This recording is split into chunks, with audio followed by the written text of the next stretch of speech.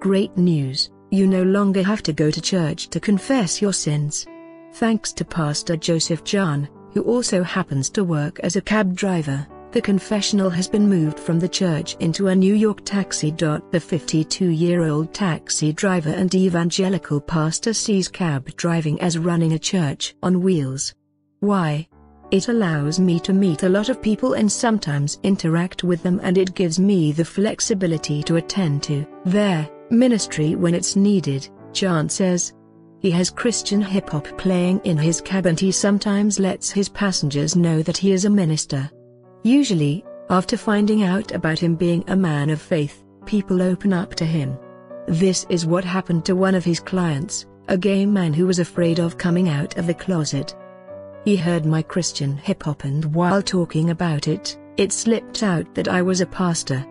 His mood changed instantly. He told me he wanted to tell me something that had never told anyone before, the New York cabbie says. The client confessed that he was feeling guilty about not telling the truth about his homosexuality, but Djan comforted him.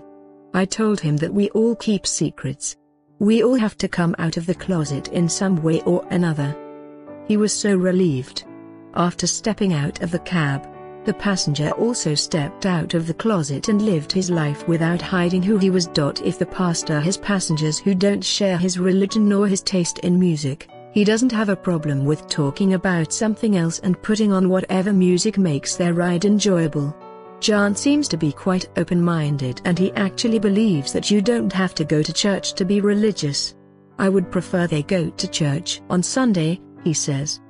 But we can have church right in here.